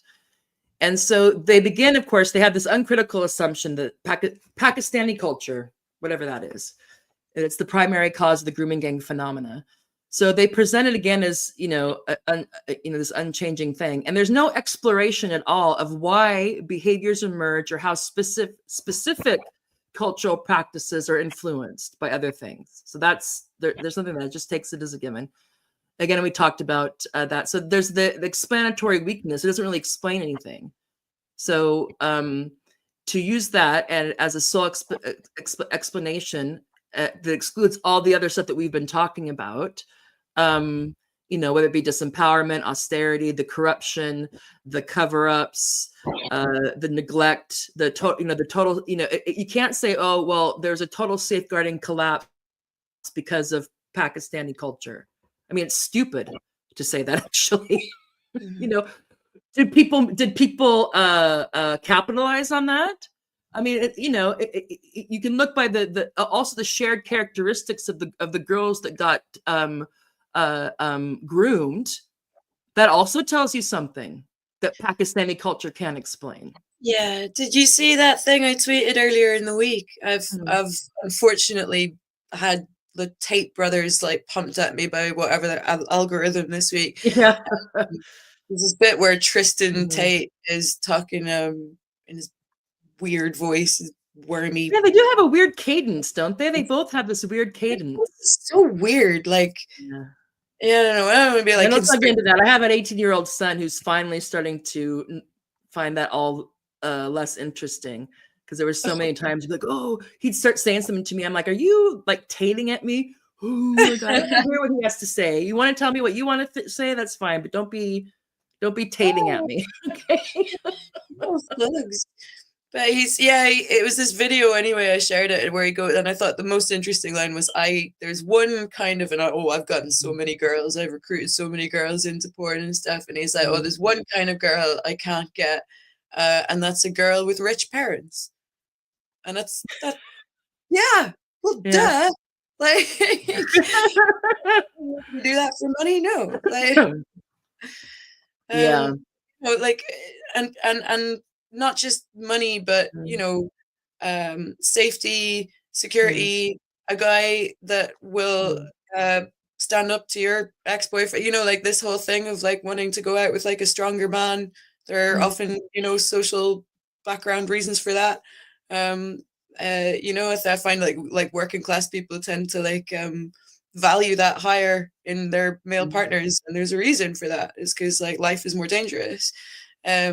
But also like a place to stay, housing for you, like there's a million reasons why people might end up in situations, and until you've been in that situation, you can't say what you would do, or you might go. You might find yourself on OnlyFans, or you find yourself becoming a roommate of some older guy, and he gives you a good deal, and it's understood that there's going to be, other kinds of payment. Yeah. But this whole thing of like, also you can't. Hard to pin that on Pakistani culture. I mean, you could try. Yeah. Yeah. So again, let's go through with what they say. I think we'll because I think that what is interesting is their critique of the left and kind of critique of the right. Again, they've pitched themselves over as kind of umpires, kind of a pox on both your houses. Which, they're not the only ones to do that. So it could be a human thing, but their cultural explanation. So again, they want to assert that grooming gangs, which is, I'm sure that these guys also sexually abused these girls, but they were pimping them out, is my understanding as well. So it's not like they were grooming them just for their own, just to denigrate them because they were white and they got off on that. Although, that could have been very well been part of it, but they were also, pimping them out. Doesn't mean I'm saying it's not rape or child exploitation or any of that, but there is that part of it. There's this whole other group of men who are involved, or, and other people who, necessarily all men. Anyway, so again, it was so cracked me when they brought up feudalism, but it's all right, and honor and shame. So they can, and there's conflation in there. They want to conflate culture and religion and all of the socioeconomic structures under this thing called Pakistani culture. And she said this at some point, that you can't really separate out the theology from the culture. And I'm like, well, that's convenient. Yeah. I don't know if they don't know that not every person, you know, I just thought that was, but they wanted to make that thing. And so I think maybe, I don't know why they wanted to make that. Mel's wear armbands with a little crescent on it. Yeah. And this cultural framing, it's presented as the obvious explanation for the phenomena. And that's why they're so frustrated with people who don't want to accept that, you know. And their critique of the left, again, I think is, you know, they is accused of failing to provide a coherent or honest cultural analysis. Again, like they're providing something because the left won't do it. So the left doesn't want to see for what or acknowledge the cultural factors, and so they're going to do this. And political correctness and fear of being labeled a racist. So here's the thing: when you talk about the grain of truth, are there people who really want to be politically correct and are afraid of being labeled a racist? Yes. Does that mean that that's the only reason why they would have an issue with the cultural analysis these two ladies are putting toward? No. Yeah, we already talked about prioritizing multiculturalism as an ideological project over addressing issues like misogyny or sexual violence. So she wants to say there's been too much focus on multiculturalism and selling that, and not enough on misogyny and sexual violence. Well, of course, that's been around forever. That didn't start with the grooming gang scandal, or did it? Was there no a failure to address misogyny and sexual violence before the grooming gangs, or is that also an effect of that Pakistani culture? Yeah, only every week. Like, there'll be another massive ring exposed next week. Like, it only took a few days for an ex-minister of defense to end up being caught in a sting trying to meet a 14-year-old boy. I mean, yeah, it's not unusual in this country. Despite us being English and Protestant and respectable. Yeah. Yeah, and so they also mad at the left because they want to deny or deflect. So when they're saying that, and this I'm sure this does happen sometimes. So the whataboutism. So they want to bring up the Pakistani grooming gangs, and someone say, well, what about all these white grooming gangs? And it's like, well, why don't but okay, that could be true, but the response is, why don't we focus on the grooming gang, whoever's involved? I would hard be pressed like this is a bad thing, and so whoever's doing it, no one gets a cultural pass, whatever. So you've talked about this, which I didn't understand this as well. That the left is trapped. So this is the left is trapped in outdated narratives from the Iraq War. And so again, you talked about this already. That do you have someone talking to you? Oh, I heard something. Oh, maybe it's me. I don't know. It's almost, they should be going to bed at some point. Sorry. Children. Anyway, yeah. And so they're just kind of stuck in this Iraq war thing, and where they're really concerned about Islamophobia, and that has caused them to I guess not see the dangers in this Pakistani culture. And I just thought it was funny. It's like there hasn't been any other reason since Iraq war. No.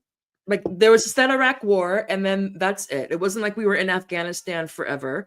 And there isn't all kinds of interesting adventurism and things going on in West Asia that the UK and the US and the broader West are involved in. No, there's no reason to be still concerned about how Islamophobia can be used and cultivated to run cover for. Well, of course we have to go over and do whatever it is that we're doing over there. There's no institution, she said. There's no institution linked to Islamophobia anymore, therefore it doesn't exist. because we no longer need it to justify any words. She says this. Well, this is the thing: is she like? Is she? Does she have a chip? This is an important question. Yeah. What is she doing with that Palestine flag in her bio? Yeah. Why does she have that? What is her target audience? Who is she trying to appeal to with this stuff? Well, and it seems that we hear, I don't know if she's not aware of it, but there's people do reporting about how, it's like, let's just think about this as a hypothesis. Who benefits from these types of scandals and an increased Islamophobia or concern about, whether it be anti-Arab or anti-Muslim or whatever? Whose policies and agenda benefit from that? Can't think of any. Only the United States and the UK and Israel, of course, which is their imperial outpost, the tip of the spear in West Asia. You have to be willfully ignorant to say something like that. I don't know. Anyway, so yeah. They also say that leftist men are portrayed as opportunistic and uninterested in addressing women's issues unless it serves a broader anti-capitalist goals. That's been the true since that's on the right as well. That historically, movements like if you have a class thing, they'll be like, oh, and you have that now with a lot of the left, even the materialist ones who don't want to raise their head above the parapet to say, no, women aren't men and men aren't women. They want to be like, well, we're focused on class, not this culture war stuff, which is just a dodge. They just don't want to do it because they see what can happen to people who do. So this kind of dismissing this stuff, whether as a cultural issue or as somehow a secondary one. So first we have to focus on this, and then first we have the dictatorship of the proletariat, and then we'll worry about rape and domestic violence and safeguarding and all this stuff. It's just So she's not wrong about that, but the fact that this is anything new, again, or that doesn't vary. That it's also a generalization. You'd have to say, you'd have to look at what movement and what group to see that, because what can also happen is that groups can be taken over and become all about an issue that wasn't their main purpose. They can be gender borged, as you know. Well, like the anti-racist groups that she used to be involved in that used to chase fascists and fight the war, but now that there is no longer any fascists and no longer any war, they just run around doing silly rallies about not wanting Trump to get elected. What planet has she been living on for the last year?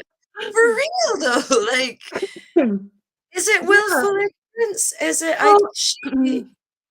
Yeah, and it seems weird because you'd think that, especially if you're going to be presenting this as this missing piece, that you'd think like, now this is what I think, but I'm aware of the fact that things exist that I'm not aware of, or maybe I'm not up on. There's this thing you do called research, and even with the lovely tools that we have now, it doesn't really take that long. You could just something. But these statements, it's just like, you almost feel like you're being gaslit. It's like, what are you talking about? This isn't an issue. Like, what? Well, okay. And that's it. We keep coming back to it's the same. It's the same as listening to the trans brigade. Do you know what I mean? Yeah. And it's the same kind of I don't know if it's fair to say emotional arguments, but yeah, I think they are emotional arguments that they're making. Well, you got the moral shield, this whole the thing that they set up right away, that the only people that have issue with them are either in denial, or they're afraid to be called racist. Calling people stupid. They were making fun of people's grammar when they were responding to their tweets and stuff, and that for me is not the behavior of somebody who has confidence in like the robustness of their arguments. And I'm always, I don't know. I always find it, I get why people put their title in their thing, but some people go crazy and list like everything they've ever won. But she just assumed that I don't know what she thought, but it was just so hilarious. I was like, oh, do you want to doctor off? We'll doctor off, baby. I know what a social construction is. You're the one that doesn't know what it is. Well, I don't consider myself an intellectual at all. And I consider myself an activist, and not even a particularly good one a lot of the time. But I consider you both, Laura. Oh, you organic intellectual. But I don't see. I think there's a very weird journey that she's gone on, and I think my analysis of her would be that, like, she's gained a bit of notoriety within certain circles, and she's gained a bit of a platform, and she's towing this really weird line where she's claiming to be of the left, or well, sorry, I don't want to say that she wasn't on the left and that she wasn't active doing these things, but what is it? The kind of communist that could be palatable to Posey Parker. Do you know what I mean? Which is no. Well, we've seen, but this is something can happen, and like you said, you mentioned maybe something can happen that's caused this shift, because you remember, like, I'm thinking like obviously, like Peter Hitchens, not Peter Hitchens, but Christopher Hitchens. All of the men deciding that we were fascists because we thought women existed. That's the thing that happened. But it's just amazing still for me to see people failing to, like, move beyond that and be like, oh yeah, the rest of the world exists. You know, there's wars going on, and there's these like things can happen. I mean, these things getting sold off. Like, you know, there are more things that we can talk about than and it's connected. And for somebody to be calling themselves a feminist and to be putting themselves forward as a voice that is trying to connect those issues, it's just bizarre to me. And you know, people can have a political journey, we'll say, because we've seen, you know, it's not unheard for. I mean, if you talk about I don't know if neocon and neoconservatives is a word that's used in the UK, but it's used in the States all the time. And you have a lot of liberals or left liberals that end up when it comes to foreign policy or stuff like this, when something happens, all of a sudden they become what they say sounds just like what you'd expect, you know, a Bill Kristol to say, or Douglas Murray, or something like that, or someone like that. And I think back in terms of the 9/11, remember Christopher Hitchens was, you know, he was a Trotskyite, he was a, you know, socialist, all this stuff, and then he became, you know, pretty much a neocon, and we see that, and you can. And so I don't know. It's hard to know if this was just above the surface and that there hadn't been a stressor for people to start expressing this stuff, or if something happens and, like, maybe people saw, they just forgot that the news lies and has manufactures consent. And the same women who know that they were being gaslit and lied to about gender stuff think that anything that the BBC says about Israel and Palestine is the gospel. So maybe they saw that stuff about the, you know, all the stuff that turned out to be debunked about October 7th, and that just freaked them out so much that they just became like rabid Zionists or something, you know, and thought, oh my God, you know, what if our Muslims do that to us? We're just going to be, you know, having fun at a concert, and they're all going to, like, glide in from their, you know, there's going to be this activation of this rural Pakistani frontal lobe thing or something, and it's all going to go crazy, you know. Anyway, so we'll do the critique of the right. Do you want to say something before we go on to what they said about the right? No, go on. What did they say about the right? Let's see. So so we're all good, right? Sorry, what? It doesn't exist anymore. Well, not the far right. There's a right, but not a far right. Whatever. I mean, but we're in this interregnum, and you know, who knows what things mean. I mean, nothing means anything. And there's also these hegemonic battles. Sorry for the big word, but there's these turf battles for what the dominant meaning of these terms is going to be. We see this all the time. Well, they're not a real feminist, or they're not a real Marxist, or they're not a real leftist, or they're not a real rightist, or they're not a real conservative. There's all this, you know, battles going on for what's you know, what's going to be the dominant meaning for these, or practice for these things. So we'll see. But anyway, that's another thing.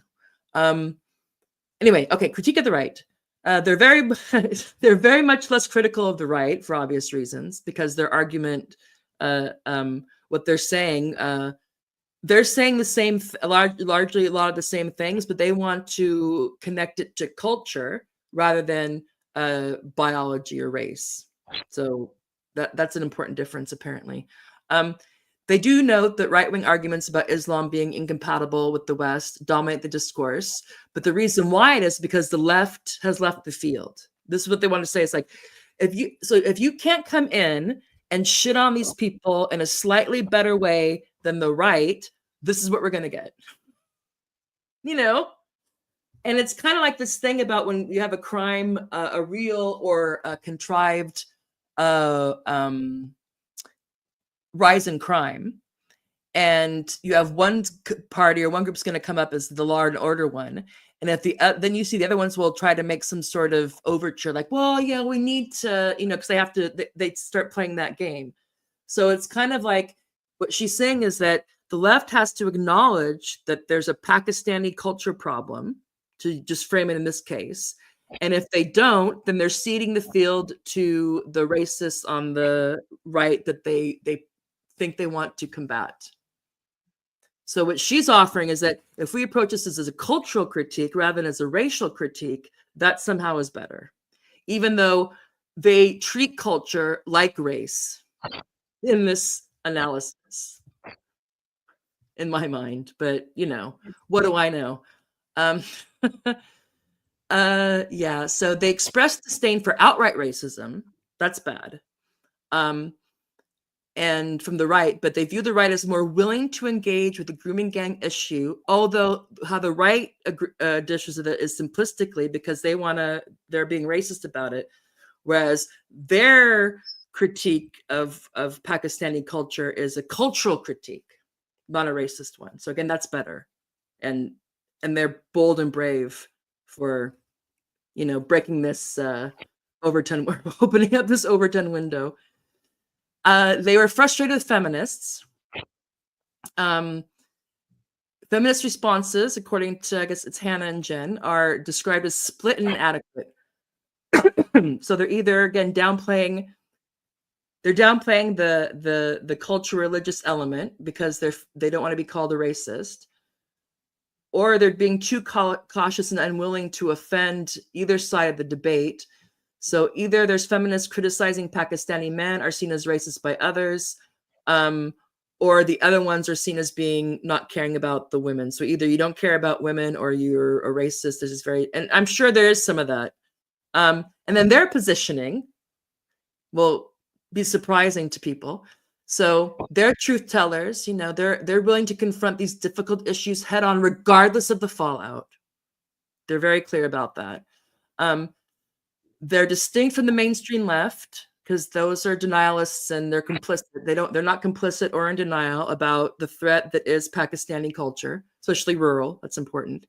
And they don't want this. They don't want to participate in this cover up of misogynist cultures.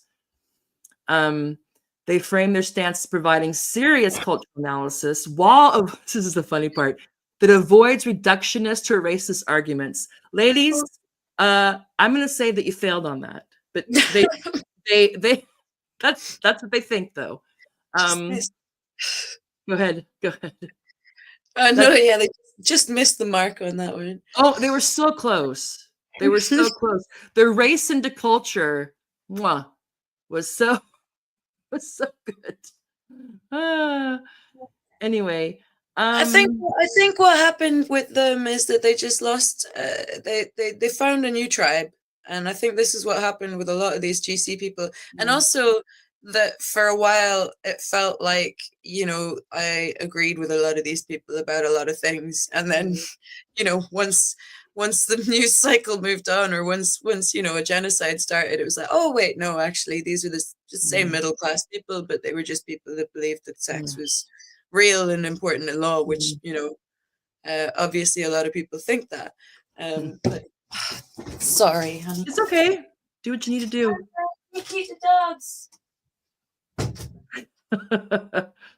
Ask them to do one thing. Yeah. No, my kids are at the age also now that they want to stay up late, so they're these not going to come and bug me because then they can stay up later. So these are women, I think, that have been let down by the left and are disillusioned, and I think it's clear why. But the problem is now that they've found their tribe, and I think they're being, as they accuse the trans rights activist mob of being, not as critical about their own, fan base or whatever, and the kind of rhetoric that is coming out, as they would be, because they, they don't want to get cancelled again. Nobody wants to get cancelled again. It's horrible. But there is a problem that they identified of, like, well, where does the left go from here? There is no left. It doesn't, it doesn't matter. It doesn't do anything. There is no future. All it does is this navel gazing stuff. And the problem with that is they've gone from one middle class bunch of people to another middle class bunch of people with largely middle class priorities, and I don't mean in terms of the racism. That's not necessarily a class thing, but in terms of the solution for a way forward to the left is that the left needs to be grounded in working class power, working class struggle. And all this is a bunch of middle class people on Twitter arguing with each other at the end of the day. Is it Dave Chappelle? Where are you frozen? I can hear you, but your picture's frozen. Although I can hear you. Are back? No, I can hear you. It's just that you're frozen. So I just want, I'm not actually frozen. I mean, on my end, let me see if I don't do anything because it sounds good. I'm going to remove you and put you back on. Oh, okay. Oh, there you, now it's back. See, it could have been on my end. Okay. It's rickety top floor internet. But the great thing that happened to us was getting cancelled by this very liberal tenants organization in Scotland, because what it did was it forced us to start working in a way that was more based on that. And what you find is, if you want to get a bunch of middle class people into a group online or to come to a thing because it's trendy, you can do that with the effort. If you want to organize working class people for their interests, it is a slog. It takes so much effort, and people get demoralized and they disappear and they don't answer your calls and they don't turn up to stuff because they've got so many different, priorities in their lives. But that is the reality of how we have to go forward. And what we did was we immunized ourselves against middle class wankers. We became so untrendy on the left that we couldn't do that kind of organizing anymore. And every now and again, we're almost tempted to fall back into it. And there was like, oh, no, that's not what we're doing. We're not trying to. So forget about whoever might cancel you and your podcast or whatever. Like there are still struggles out there. And there are still people that are interested in working class power, and you do have a solution to all of this, tension between communities. It isn't just, oh, well, we're all screwed because we can't possibly get along because of cultural difference, or stick them all in a boat to Rwanda. Yeah. Well said. So anyway, to wrap up on REDFEM's cultural analysis, it's not just flawed, it's harmful for the reasons that we've gone over. It reinforces, to use a fancy word, Orientalist Edward Said's, kind of, racial stereotypes that have been around for a long time. This is nothing new. Ignores systemic factors, and it's kind of ironic because they are saying, well, this is terrible because the left has ceded the field to the right. This analysis cedes the field to the right. This is a gift to the right, this analysis. They're the ones that are failing to provide us. This is not a leftist critique. This is not. You could do a leftist cultural critique. You could, or a cultural political one that kind of mixes that obviously realizes that cultural phenomena don't just fall from heaven or out of the Bible or the book. They're they're also we would say there's an important and usually useful materialist explanation for cultural practices and what takes hold and what doesn't and what changes over time. Not perfect, but more valuable than this. Yeah. And so, yeah, again, no class, no political economy, just really just kind of vulgar cultural essentialism. This was a racist argument. You can call it culture critique. It was racist. It was racist. It just was. I'm not saying that they're trying to be, but I mean, there was some things that they said. I thought, wait a minute, did they just say what they said?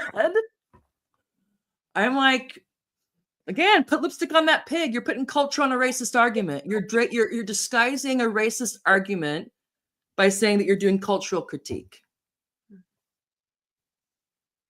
Again, race into culture. There's a reason. Anyway, sorry, that's my soapbox. So let's see. Well, to go full circle. So she, again, what inspired Laura and I to come together tonight was Dr. Jen's tweet saying that she's yet to find anyone who has a single argument against my cultural analysis of the Pakistani grooming gangs. Well, Dr. Jen, we've done our best to provide you one. And I'm going to write something up because how you do things in writing is different than talking. And Laura will be my co-author, and I'll put that up on the Substack one of these days. And then she can feel free. I welcome her to, if her or her compatriots find this and they want to push back on any of this, please, it's fine. We welcome that. Anyway, anything to say or plug or do or any of that stuff, Laura? We did good. Usually we go on and on. Thank you for doing this with me. I'm a horrible Zionist, mean girl who takes down poor turfs who are just trying to tell it like it is. But please sign my petition. This is the problem: is you either have principles but you can still get stuff done, right? You can still be open and frank about your views about things and hope that people will still work with you despite disagreement. Maybe. Well, you have to live in hope, I think. Yeah, for sure. Either that or you just shut up about stuff, and you can't. So this is the situation we're in. Yeah, got to keep on keeping on. But then through this process, you do find people, and like you and I and Alexander and Nick and Tanya and some others that I'm not going to name her, and we don't form a perfect circle. We have our differences, but there's enough common ground that we know genocide is bad. We're opposed to Zionism. We know that women are women, and we know that what we just listened to today was not cultural analysis.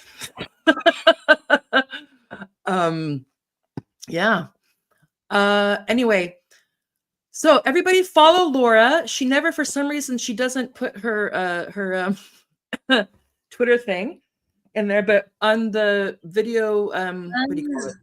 On the description, the video description. So this will be in Rumble and YouTube. And the promo for Twitter, for people watching this on Twitter has her I can't even talk anymore. My kids are arguing behind me. X account. Jesus, I was like thinking, I kept on thinking Elon Musk was in my head. And I'm like, why is he in my head? I'm like, oh, X account. Oh, excuse me. It's just being beamed directly into your brain. Yeah. I mean, who knows? Anyway, so everybody, please do like, follow, subscribe. There's more details if you want to get in touch with us or support us or have an idea for a show or a topic or a guest or whatever, please, I'm open to that. After I say goodbye to Laura, I'm going to play the clip from Nick Dury came on last week or a week and a half ago to focus on the class and the geography of this grooming gang thing. as something that was getting missed by all the focus on race and or culture, or who's a racist or who's a sexist or whatever. I'm going to play that, and then there'll be information for those who want to get a hold of us or support what we're doing. Laura, you're awesome. Love you. I can't wait to go and visit. Yay! Yes.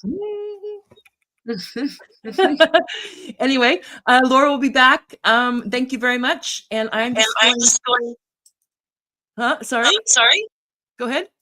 Oh, that was just a little wave. All right. So I'm going to play Nick's video clip, and then I'm going to end the stream. Thanks, Laura. Bye.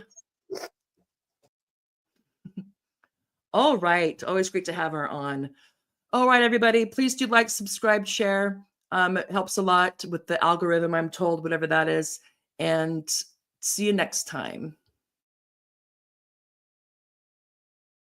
All right. Hello, everyone. Welcome to another Morbid Symptoms podcast. I'm your host, Tara Van Dyke, and I'm joined again by our favorite Alba Party Glasgow North Scotsman, Nick Dury. So we'll get right to it. I asked Nick to come on because he did a thread a couple days ago responding to the reboot of the so-called Grooming Gangs scandal that for some reason Elon Musk kicked off again. So I've been pointing out that ethnicities and religions don't set up prostitution rings. Groups of individuals do that. And so this person wrote back and then blocked. The incontrovertible facts are the origins and religion of the men who repeatedly rape and brutalize white English girls. Again, rape and brutalize, not talking about the prostitution. Specifically because they are white English girls. That is definitely racist. Okay, so she's trying to turn around how it's the grooming gangs are racist. Well, maybe they are. Maybe they probably are, but it doesn't change incontrovertible economic truth of what they're doing. Yeah. Again, this idea that it's just these particular groups of men and they're the whole problem. It's an old trope, basically. And then Diane Murphy, I think she's British. She notified Muslims today that the good Muslims need to speak up. Being silent implies support for the bad Muslim extremists, which implies there aren't good Muslims. It's time. You may be shocked to hear that Diane is a big Israel supporter. I don't think she's called for people who are members of the Church of England to speak up, or the Catholic Church to speak up, or atheist whites to speak up. Well, it's an awful lot to unpack there, isn't it? I mean, so the Asian men who are prostituting white English girls and grooming them, are these particularly devout Muslims? Very much doubt it. Well, they don't act like it. They've defaulted.